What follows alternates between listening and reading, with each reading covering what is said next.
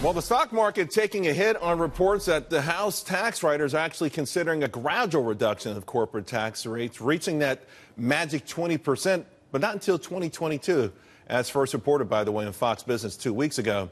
Now, this consideration is obviously in stark contrast with previous comments made by President Trump and his administration that a 20% tax rate, non-negotiable. Our very own Blake Berman, in fact, asked Sarah Huckabee Sanders where the White House stands with this right now. Roll tape.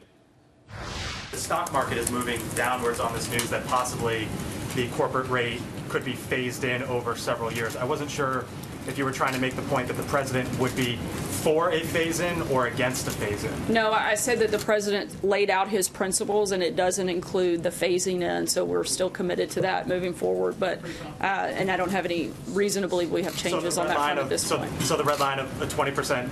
I'm not drawing a red line. I'm just saying those are the principles that we've laid out, and we haven't adjusted or changed our principles since this process started.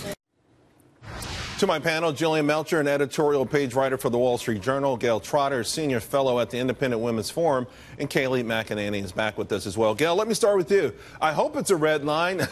I think Wall Street hopes it's a red line. Everybody watching the show with money in the market hope it's a red line. And anybody, by the way, who would like to see corporate America start to bring money home and build factories would like to see it a red line. How did this come up? I mean, I realize that Ronald Reagan phased in his tax cuts, but a lot of historians look back and say it would have had even a bigger bang if they did it all in one shot. You might think watching this that Republicans like to shoot themselves in their own foot, because if you look at the promise and the way that the markets are reacting, the relief to hardworking Americans that a corporate tax rate reduction would bring should be an immediate relief. And if you think that this phasing in idea is any valuable idea, it's not, because it delays the benefits, and it's easier for Congresses in the future to avoid actually following through on the corporate tax rate reduction. Jillian, I know that the leadership on the Republican side are wedded to the idea of revenue neutral. They've got to make up for deficits.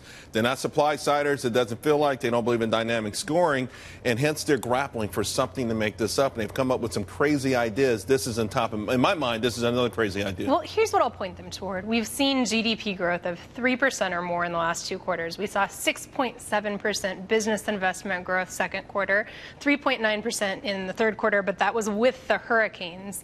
Those are all numbers that indicate a really robust market, optimism, growth. Now, as this tax plan goes on, I think one of the things that we see in Congress is they're trying to reach compromise.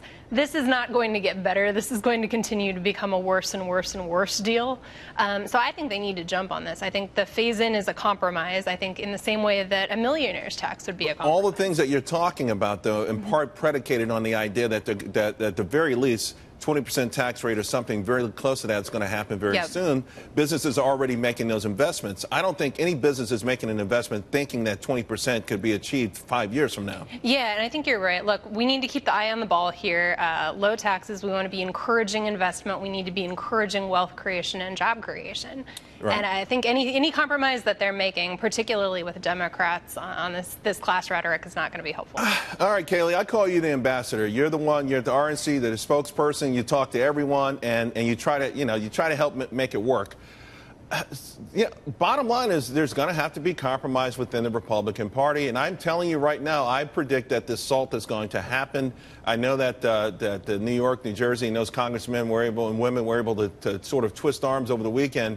I see that as the one area where they have to go, because these other gimmicks are going to hurt the progress that we're making in this country.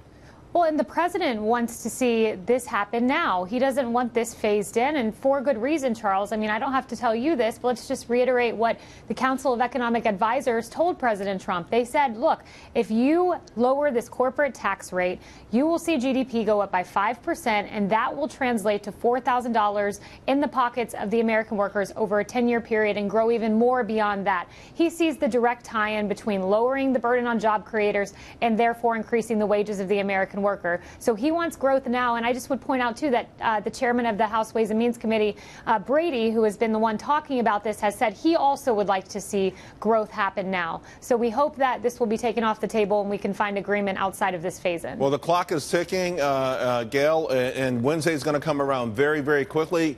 Give us an idea of what you think the ultimate package will look like.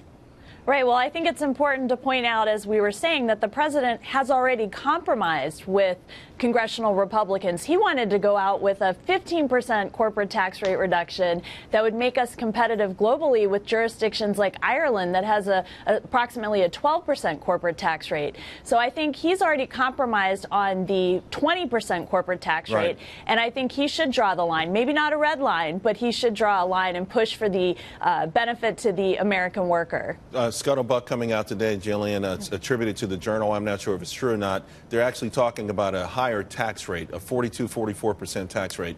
You talk about blowing my mind. Is that serious?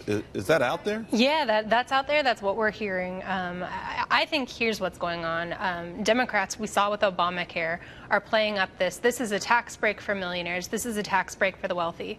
Well, Republicans don't win by compromising on this. We win by creating jobs and spurring economic growth. We saw this with Obamacare. It wasn't effective. This is a tactic that they're using against us, and we need to stand up to it, I think. Oh, yeah. 40% tax rate, 42, whatever they're talking about is nuts. Absolutely mind-boggling.